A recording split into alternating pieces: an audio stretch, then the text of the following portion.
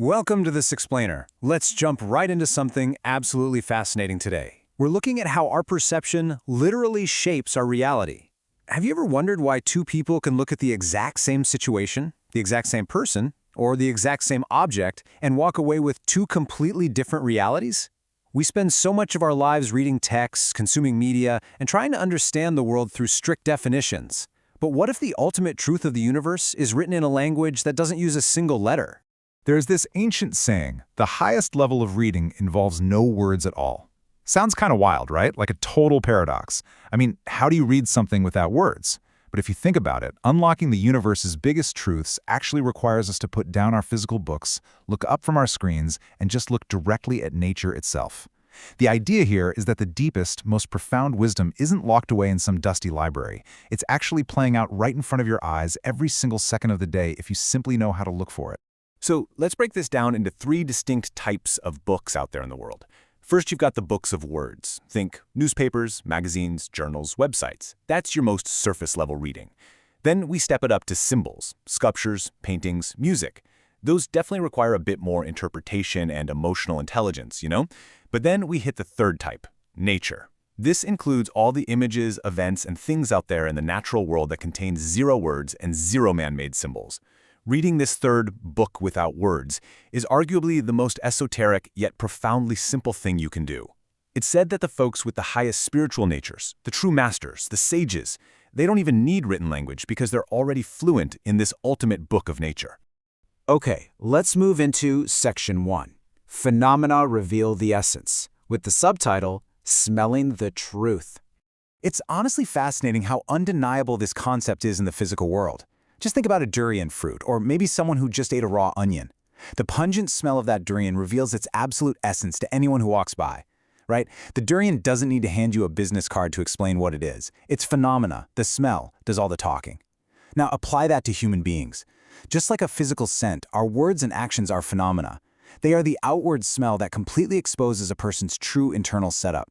So when you're reading the book without words, you basically stop listening to what people claim to be, and you start paying close attention to the scent of their actions. Which brings us to Section 2, Reflections of the Heart, with the subtitle, The Philosopher and the Monk.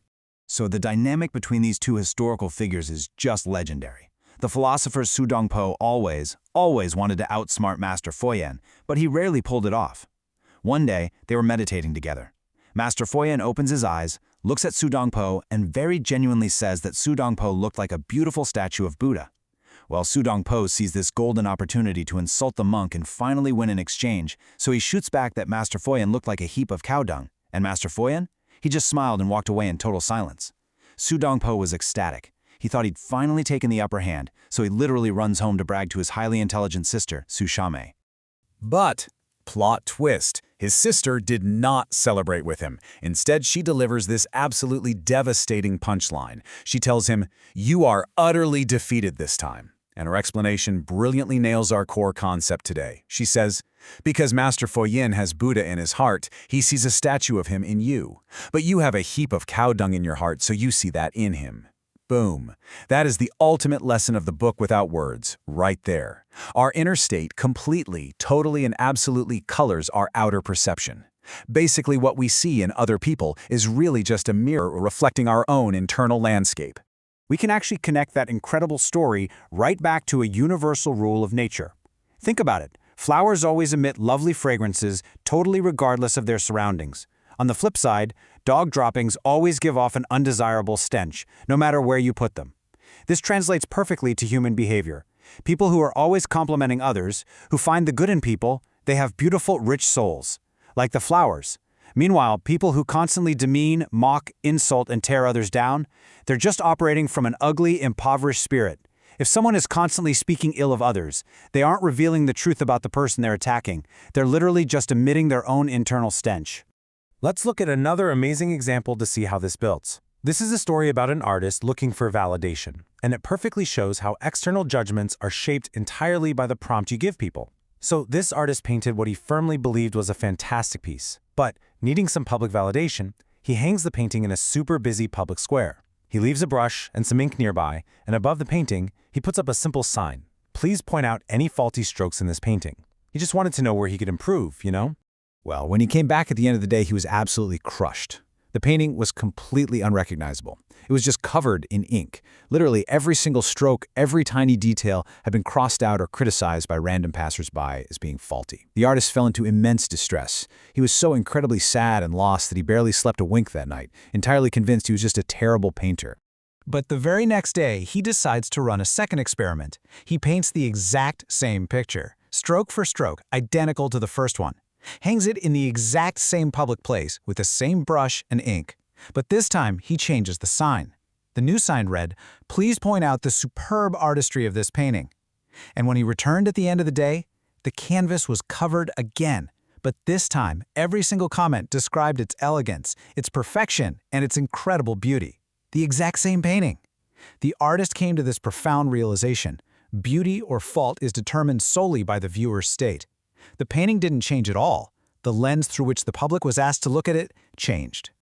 All right, let's jump into Section 3, the Observer Effect. Subtitle, Science Meets Spirituality.